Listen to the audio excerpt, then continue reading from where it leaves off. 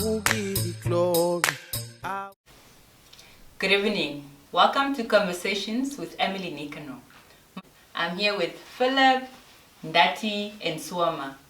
And the conversation for today that we're going to have is grief. We're talking about loss. So there's various kinds of loss we've all gone through, and I think everyone that is listening to this or watching this has lost something or lost someone. It can be a loved one, can be a loss of a relationship, can be a loss of a job, but tonight specifically we are talking about going through a loss of a loved one. And so we are having this conversation with Swama, Ndati, and Philip as a counselor to really just talk about our experiences and to be able to share with you and encourage someone that is watching that has gone through the same thing. So, ladies. All right. Hi everybody. My name is Ndachona Chilunga, and my loss, I would say, every loss is recent, but okay, mine was plus minus 2 years ago, 2018, September 11th. That's when I would say, that's when I felt the meaning, the real meaning of life, and how, things can really shift. I lost my father on a day which is really dear to me, which is also my birthday. So that would symbolize so much for me. It symbolizes life and death, which is basically the dynamics of life in a nutshell. It was a numb feeling, It was something quite numb because it was a sudden death. Someone who was just fine the night before, and then the next day, this person is nowhere to be found, he's gone. There were no goodbyes. So yeah, that was my experience. And I think every day is sort of just a new stepping stone. Every movement is also just growth, whether it's movement behind or forward. Yeah. So in other words, you are getting to feel all kinds of things still, even as... Yeah, I would say so. Because today I was actually thinking to myself, okay, so initially I'm done with a certain process because I used to be really depressed about it, and I got out of it, but now I'm more, I think it's still grieving, but it's in the sense of I've protected my peace now, and I've decided that I don't really, not to say I don't want to associate myself with things that really remind me of that chapter yet. Okay. Yes. Yeah. I would really avoid restaurants where I used to go eat out a lot with my dad, or I wouldn't really want to look at something which he used to like so much. But there are those small moments where I pull in that energy, or if I see something, that I would probably feel, wow, my dad would really, would enjoy a good laugh. And I would try to just channel him in, and we'd laugh, and I'm like, okay, that's enough now. Let me get on with, so yeah, I just don't let it get to me too much, because I've been at a place where it got to me and it almost destroyed me. Yeah. Hi everyone, I'm Swama. I lost my mother. She technically died in 2016, but since I was 12, or since 2003, she was in hospital in a vegetative state. So she was brain dead, basically, for about 13 years until she finally died, right? Wow. So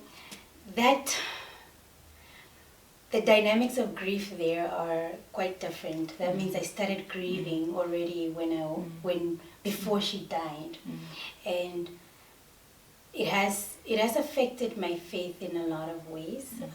In that, over the years, since I was 12, I think she died when I was like 24 or something, 23, and with this kind of experience, it has given me a different perspective on life. It has given me a different perspective on faith and Christianity, coming from a point where I was praying daily that she gets well, that she wakes up, that she comes back home, going to a place of what is the point of praying, and if God does what he wants, what's the point of asking him to do something other than what is already happening? going to accepting, and this is all while she's still alive. You know, going through all of the stages. I'm in denial, I'm very angry, and then I get to a point where I've accepted. I'm like, this is my life now.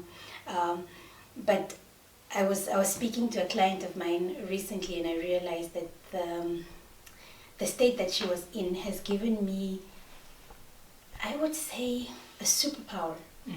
In that, because of how she was, this was my constant grief, right, for all of these years. But I couldn't afford to be grieving every day of my life. In other words, if I was reminded of my mother every day, if people are talking about their mothers, people are going out with their mother, it's Mother's Day or whatever, then I would constantly have a reason to be sad, or, you know, because I don't have a mother. But because I couldn't afford to be constantly sad, I developed a coping mechanism, which is like being forgetful. And this has been my coping mechanism in life, and that means I'm able to completely enjoy myself. If I'm in a certain situation, I'm able to completely celebrate life. I'm able to completely go about my life without thinking about this bad thing that I have, and this has sort of gone even until now. Yeah. I wouldn't say that it's being forgetful. I would say that it's having freedom. Yeah. Like gaining freedom from what is happening around you, not Yes. not letting it affect your daily life. Actually, you know? yeah, and that is that's really great a way of strength, putting it. or something that only, like grace that Yes, only God yes, can really yes. give us, you know, to be able to still enjoy And life. just live in the moment, Yes, without to thinking. live in the moment without. Yeah. Wow. No, you're right. Wow. It is a type of grace to Yeah. literally just immerse myself in the current situation and not think about other things. Yeah. Yeah. So that's the one thing I think that situation has done for me. No, I can't imagine how that must have been for you.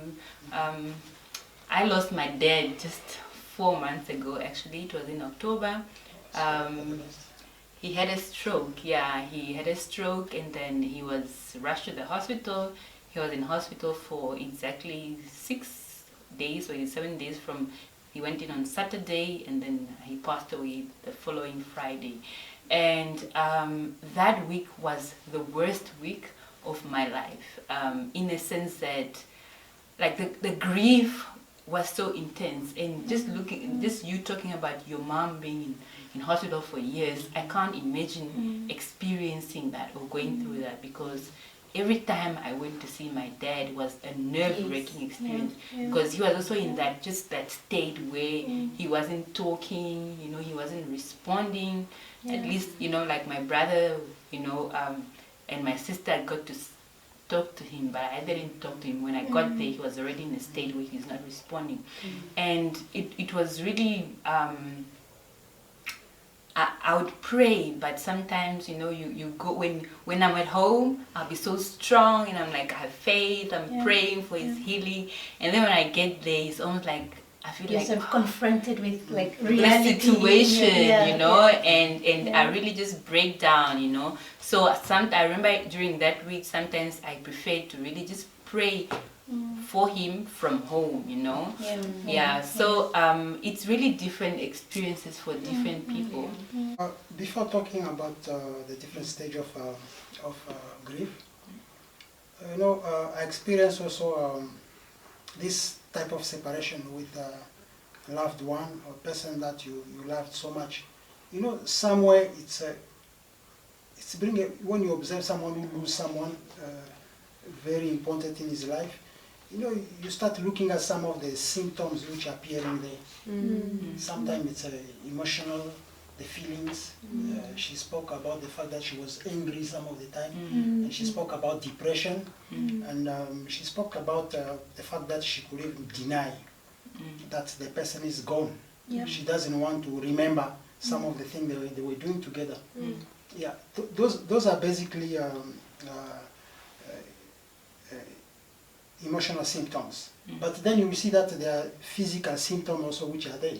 The person is going to lose appetite. I don't know how many times she didn't eat. I think I went through this type of situation by getting into separation with a loved one.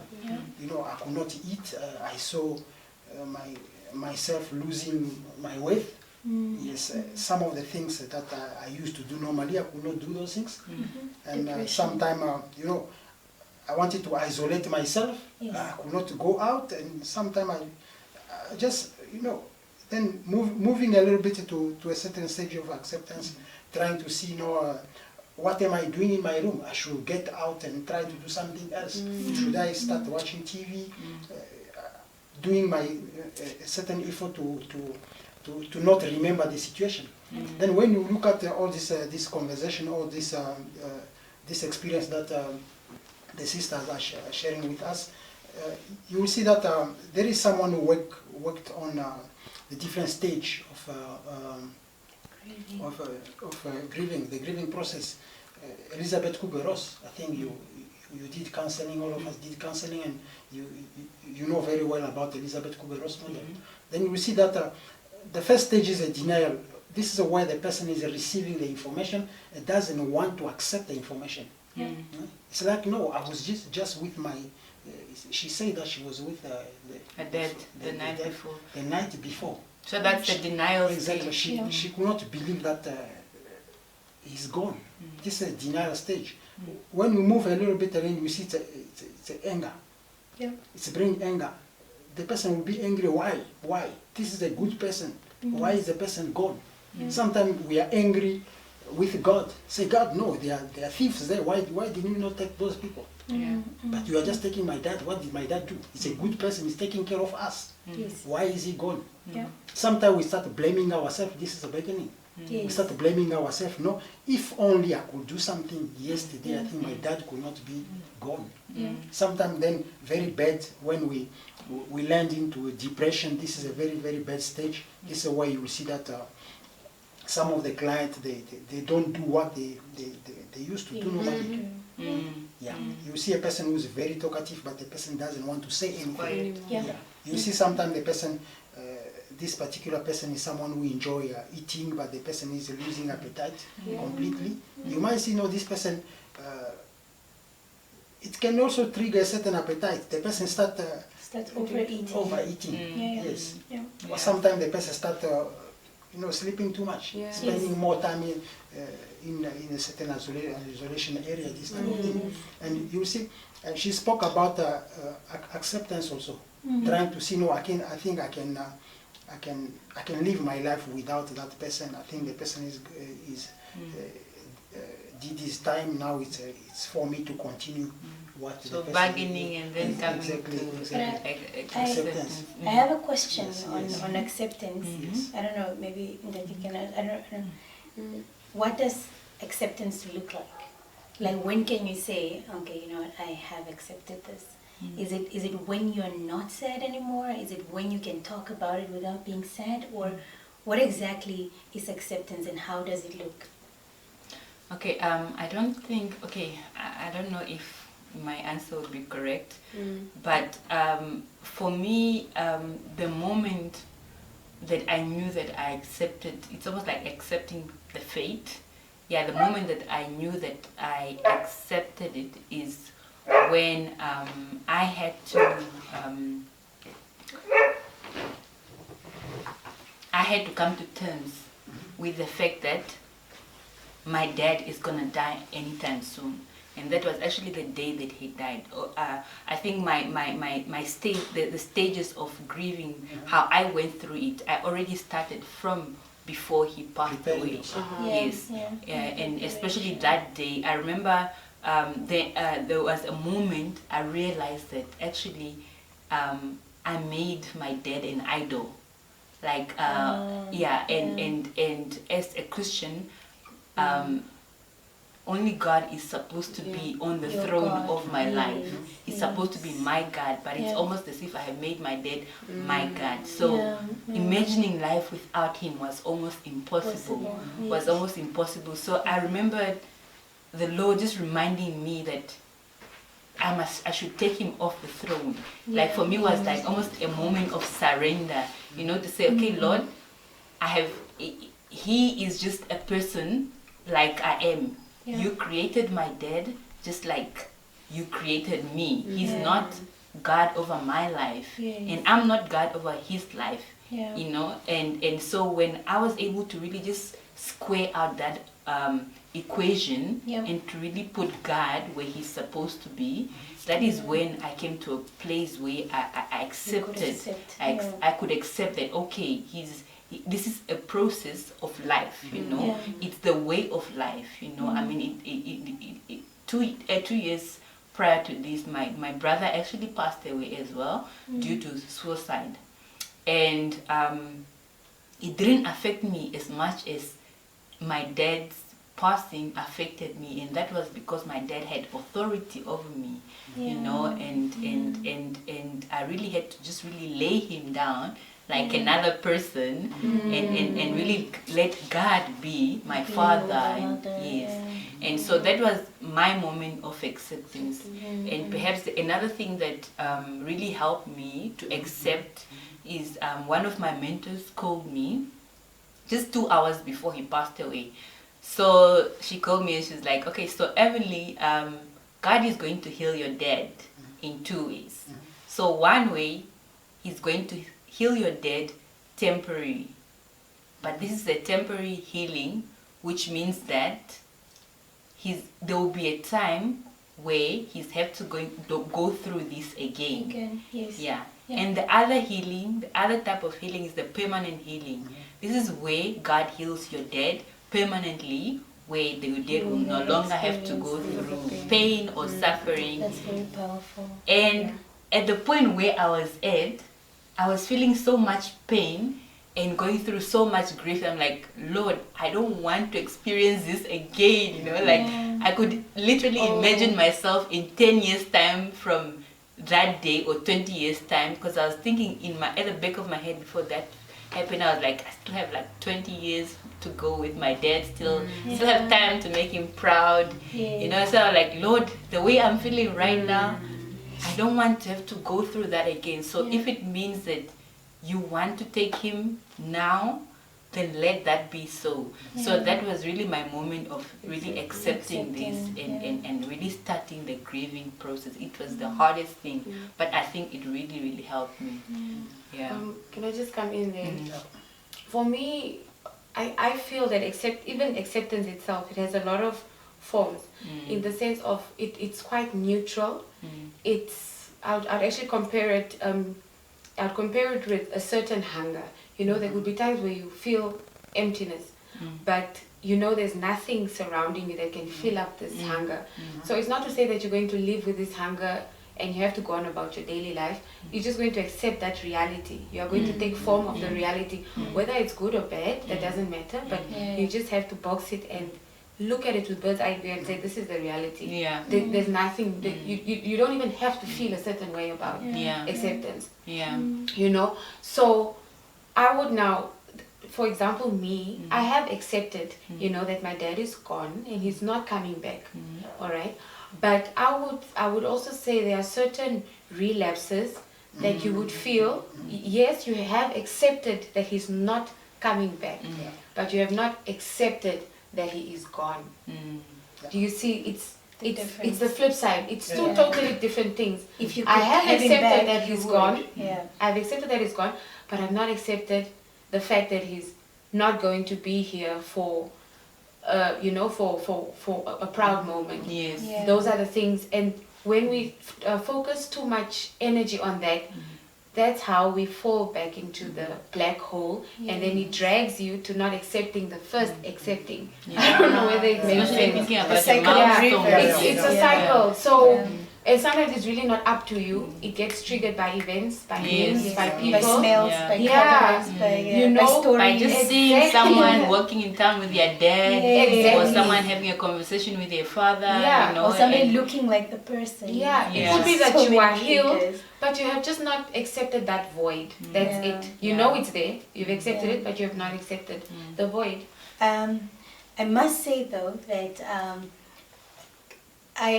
I'd like to think that I lost my mother not when I was in my 20s, but when I was 12 years old.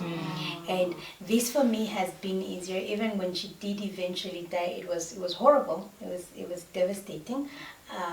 But the grace of God again is that there isn't a void that was created by this loss. Wow. because she hadn't filled up any form of presence in my adulthood.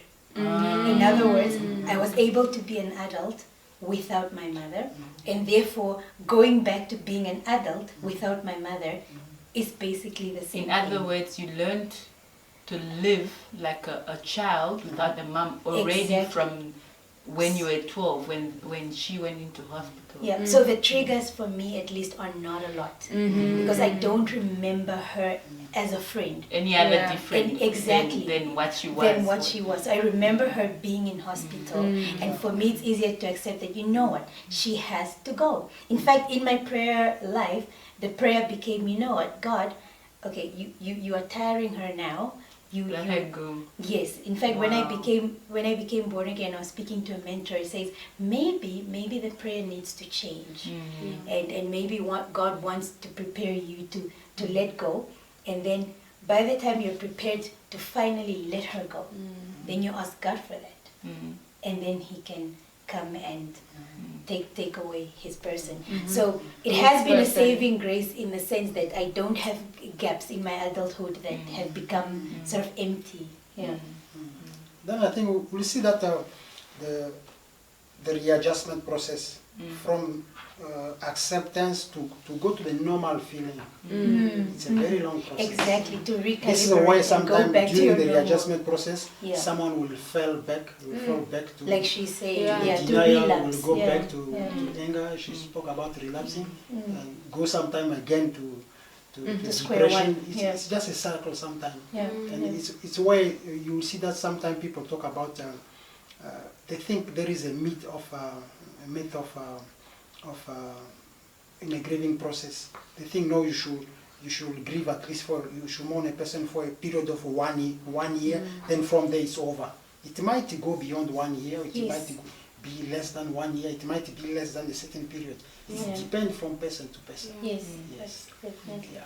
So perhaps like after losing a loved one is moving on is not really learning to go on with life like it was before, Yeah, but because it recognizing was, that yeah. it's different now Yeah. Yeah. and things have changed, and accepting the As they new are. state of life, or the new life that you have now, you know, and then moving on, you know, in a healthy way from that. Because I also know that there can be unhealthy Ways of to coping. yes, Yeah. like for instance, Definitely. if someone does not grieve properly, there's unhealthy ways that they can grieve. For instance, maybe they can start consuming alcohol, or maybe they can Trying to forget the situation. Yeah. Yeah. You know? Yes, Yeah. you know, Trying to become pretend- delusional. Trying to Become pretend delusional like even. you are very strong.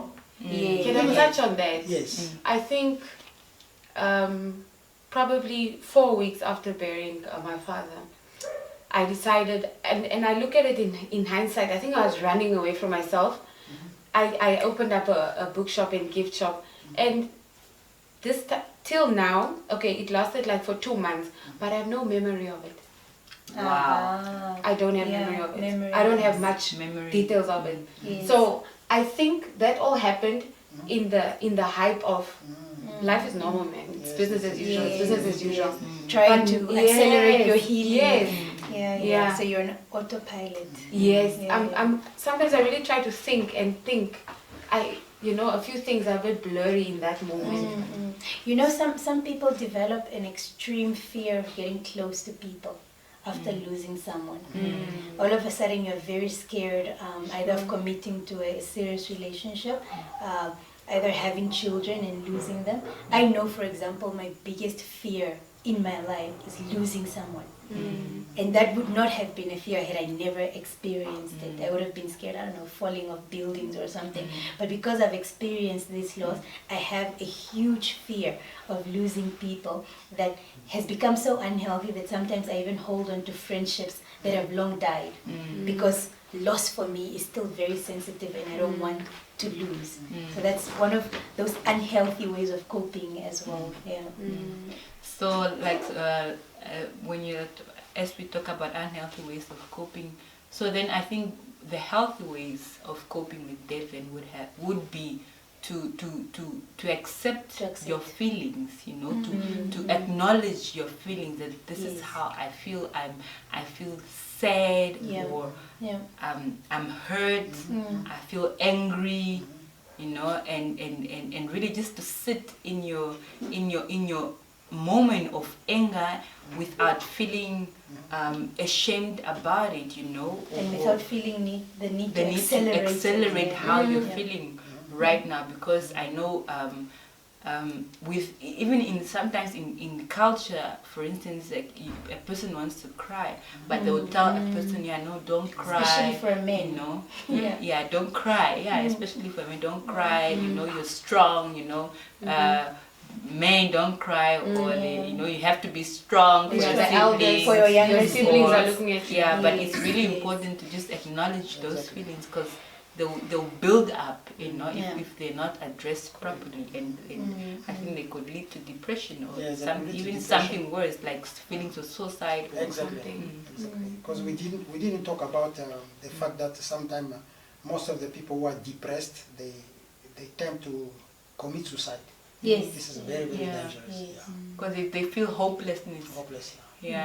So, but I think the most important thing I think that you just mentioned for me is the fact that acceptance looks like taking the new life and then not wanting life to be as it used to be, because that will never be. But now you have this new life and you sort of just roll with embracing it. the new life. You've got a new season now where you don't have this person anymore. No, thanks for that. So what would you say to someone who is watching this? How do you encourage them? You know, I know like sometimes the grieving process is long. Just because you lost your dad 2 years ago, it doesn't mean that you've completed the cycle completely, in the sense that you still have moments where you think about him. It doesn't mean also that you are still grieving, you know, as I think a grieving process is supposed to take at least 6 months for a healthy grieving process.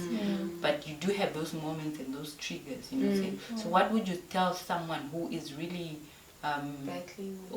who's listening to you, and how do you encourage them? Okay, I'm going to be probably a bit blunt, but these people that we love so dearly are not our people. They do not belong to us. They belong to God. We are all at His mercy. What basically happens is when they walk into our lives, they are not our people.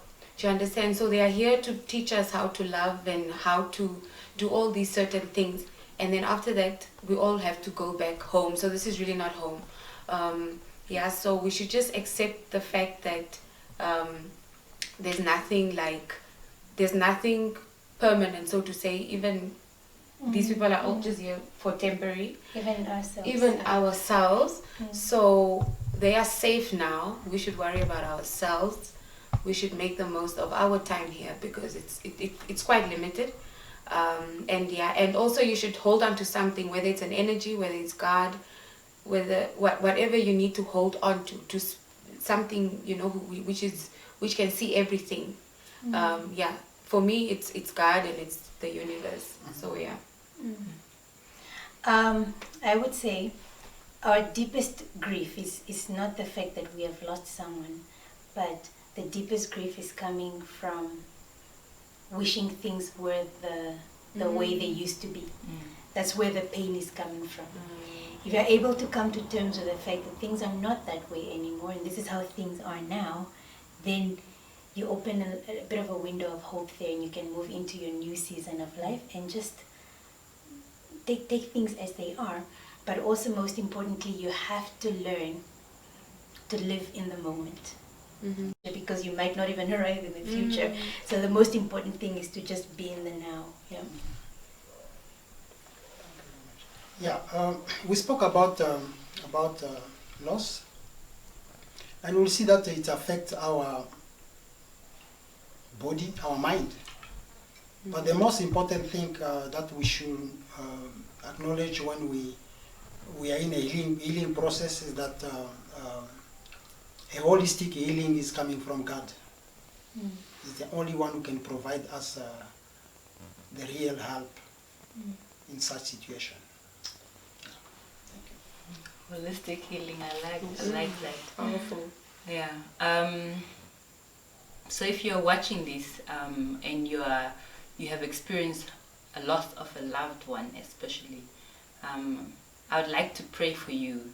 So just put your hand on your heart and pray with me, or pray after me. Say, "Dear Lord, I bring my heart before you. I recognize my feelings and I bring them before you. The loss of my loved one, whether it's your dad, whether it's your spouse, whether it's your sibling, whether it's your child. Bring the child before the Lord.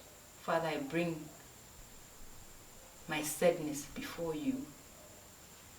And I repent for the anger that I've held on to. I give you my anger. Lord, I give you my unforgiveness. I give you my bitter heart. And I ask that you come into my heart and release me from the resentment that I feel, from the anger that I feel, from the unforgiveness I feel. I open up my heart to receive your love and your healing and your restoration. In Jesus' name I pray. Amen. Amen. Thank you so much for watching this show. Thank you. Thank you, Philip. Thank you, Ndati. Thank you so much. It was beautiful having you guys. Thanks, Emily. And look out for our next episode.